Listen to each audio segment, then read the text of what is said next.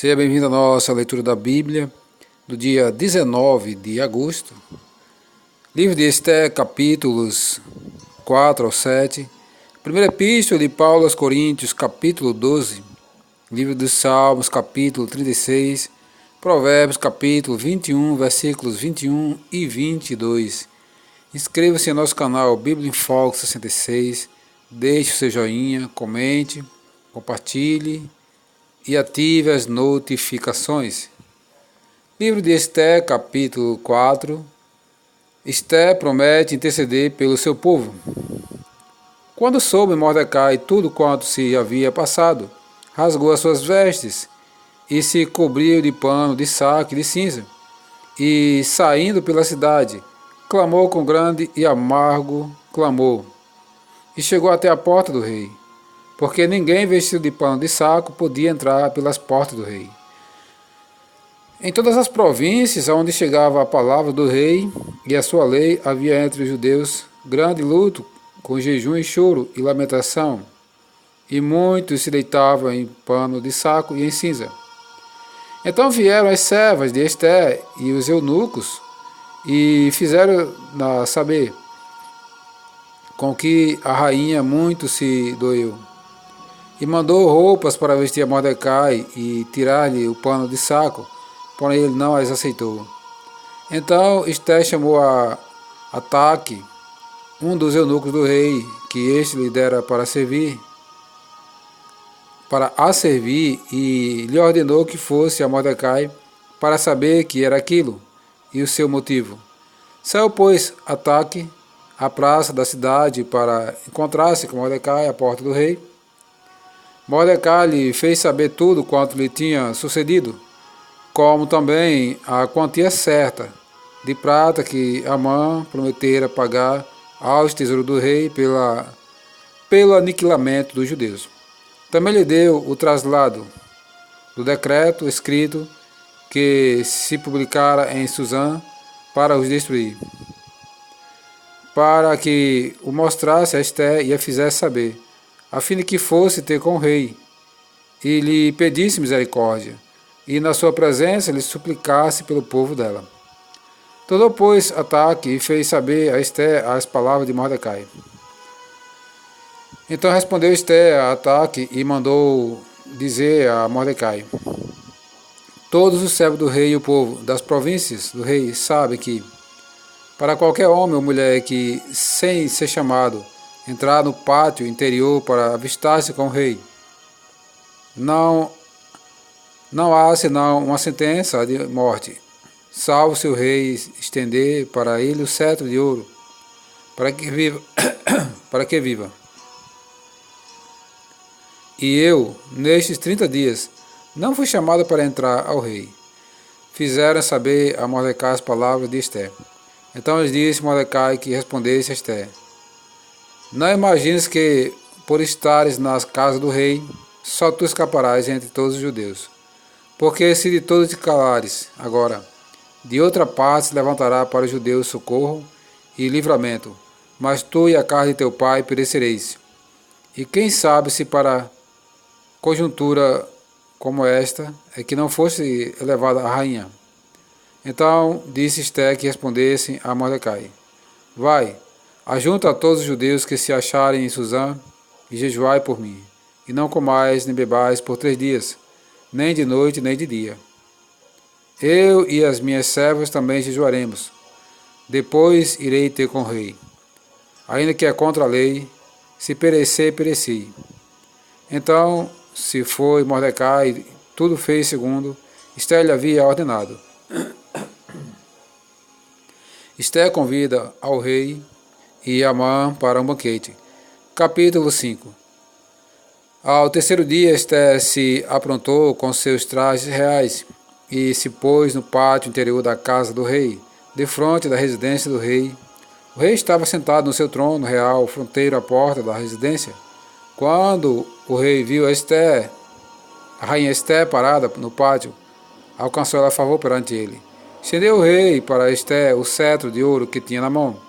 Esther se chegou e tocou na ponta do cetro. Então lhe disse o rei: que é que tens, rainha Esther?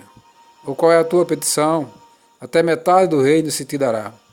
Respondeu Esther: Se bem te parecer, venha o rei e Amã, hoje ao banquete que eu prepararei ao rei. Então disse o rei: Fazei passar a Amã, para que atendamos ao que Esther deseja. Vindo, pois, o rei e Amã ao banquete que Esther havia preparado, disse o rei a Esther, no banquete do vinho: Qual é a tua petição? E se te dará. Que desejas? Cumprir-se-á ainda que seja metade do reino. Então respondeu Esther e disse: Minha petição e desejo são o seguinte: Se achei favor perante o rei, e se bem parecer ao rei conceder minha petição e cumprir o meu desejo, venha o rei com Amã ao banquete que lhes hei de preparar amanhã. E então farei segundo o rei me concede. Então saiu Amã naquele dia alegre e de bom ânimo, quando viu, porém, Mordecai à porta do rei, e que não se levantara nem se movera diante dele. Então se encheu de furor contra Mordecai. Amã, porém, se conteve e foi para casa, e mandou vir os seus amigos e a Zeres, sua mulher.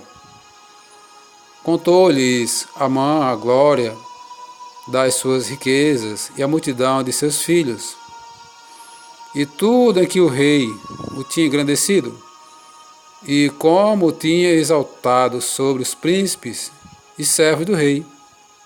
Disse mais Amã: A própria rainha Esther a ninguém fez vir com o rei ao banquete que tinha preparado, senão a mim. E também para amanhã estou convidado por ela, juntamente com o rei. Porém, tudo isso não me satisfaz enquanto vi o judeu Mordecai assentado à porta do rei. Então ele disse Zeres, sua mulher, e todos os seus amigos: Faça-se uma forca de 50 côvados de altura, e pela manhã diz ao rei que nela enforque Mordecai. Então entra alegre com o rei ao banquete. A sugestão foi bem aceita por Amã, que mandou levantar a forca. Amã forçado a honrar a Mordecai. Capítulo 6. Naquela noite, o rei não pôde dormir. Então mandou trazer o livro dos feitos memoráveis, e nele se leu diante do rei. Achou-se escrito que Mordecai é quem havia denunciado a Bigtã e a Teres, os dois eunucos do rei, guardas da porta, que tinham procurado matar o rei Assuero. Então disse o rei: Que honras e distinções se deram a Mordecai por isso?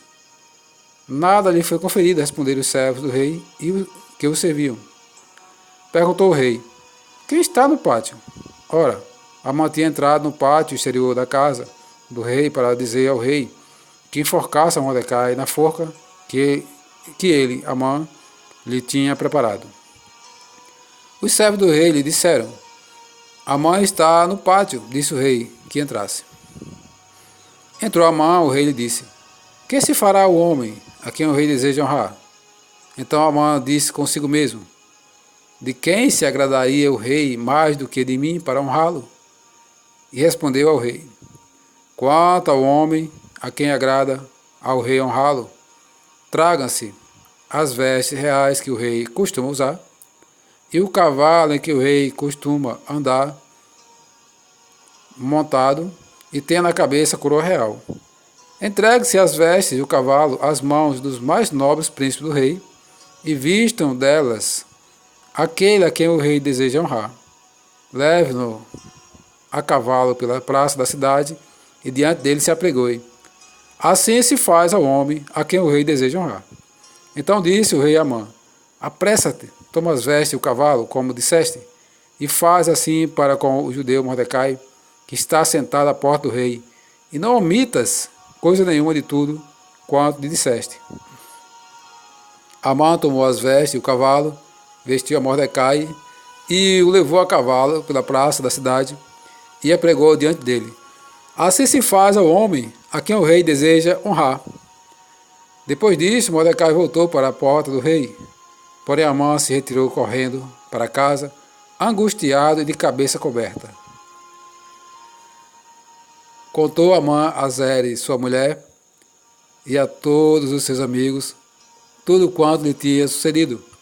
Então os seus sábios e Zere, sua mulher, lhe disseram: se Mordecai, perante o qual já começaste a cair, é da descendência dos judeus, não prevalecerás contra ele.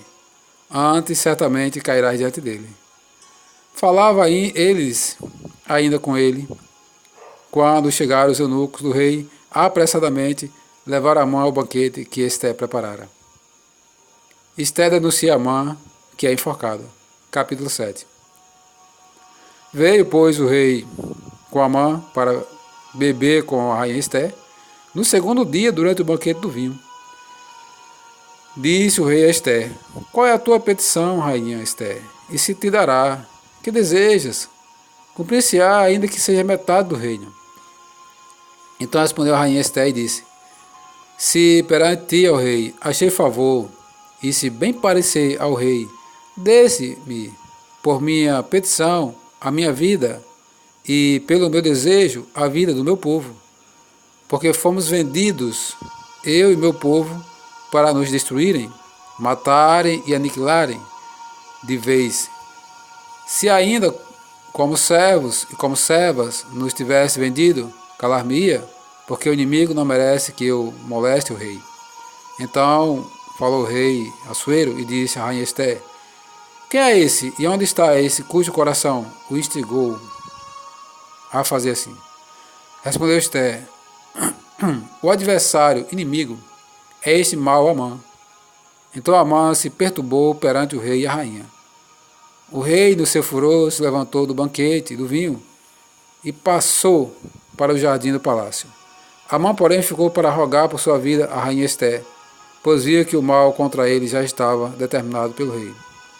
Tornando o rei do jardim do palácio à casa do banquete do vinho, Amã tinha caído sobre o divã em que se achava Esté.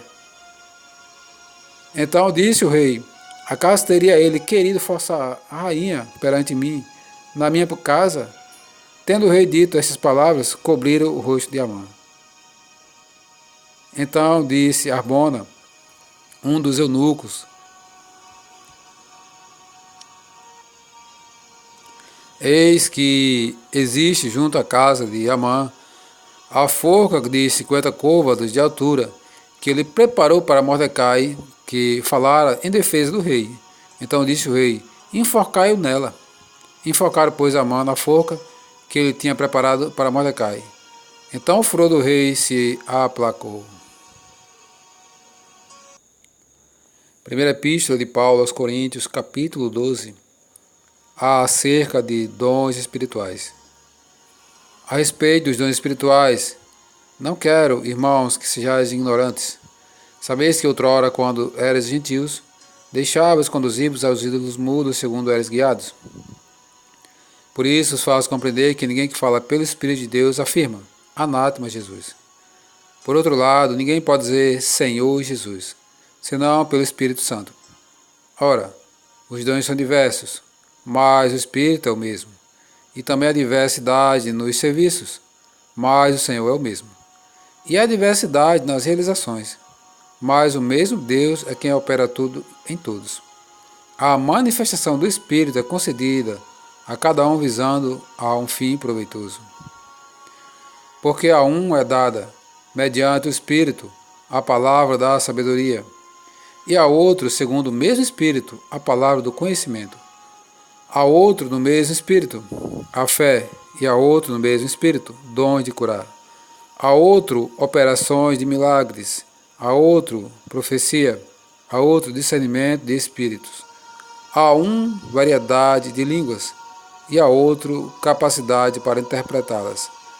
Mas um só e o mesmo Espírito realiza todas as coisas, distribuindo-as como lhe apraz a cada um individualmente.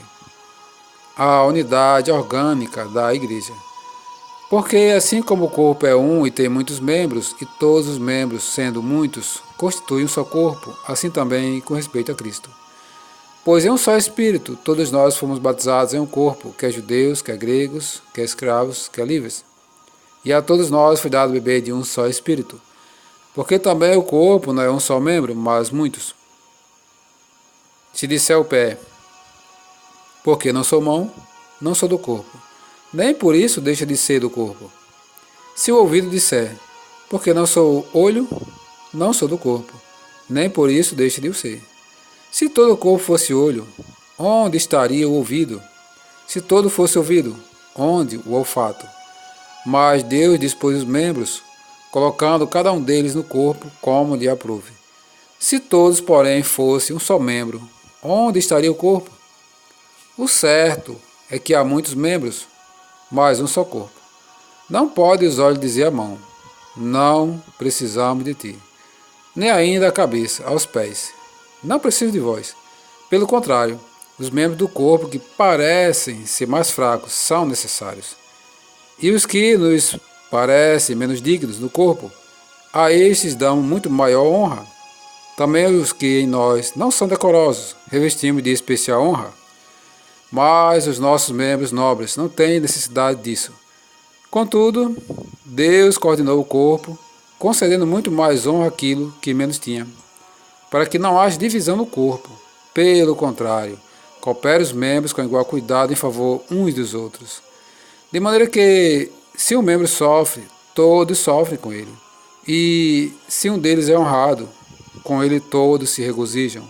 Ora, vós sois corpo de Cristo e, individualmente, membros desse corpo.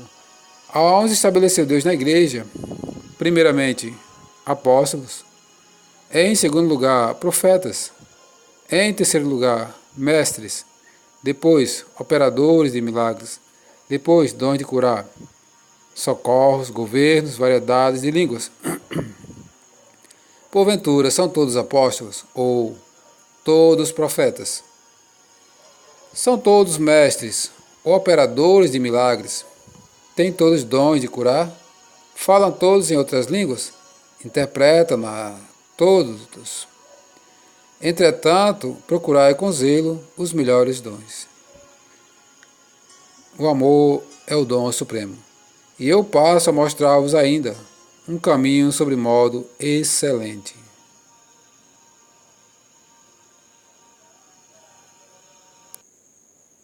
Livro de Salmos, Salmo capítulo 36.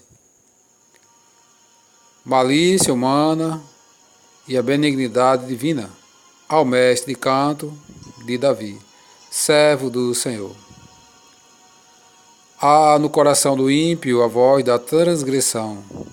Não há temor de Deus diante dos seus olhos, porque a transgressão o lisonjeia a seus olhos e lhe diz que a sua iniquidade não há de ser descoberta, nem detestada. As palavras de sua boca são malícia e dolo.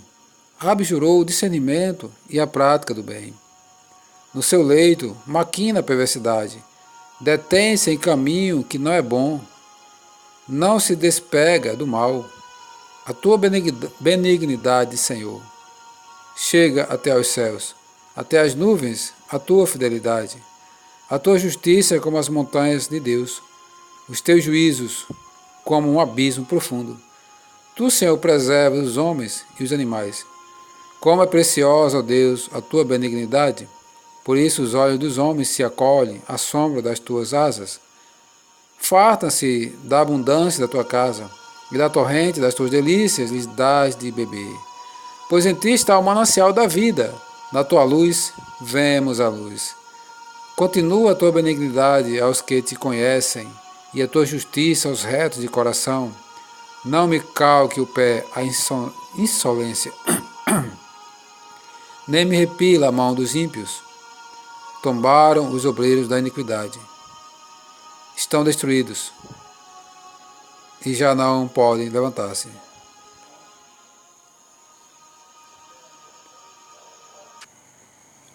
Provérbios capítulo 21, versículo 21 e 22.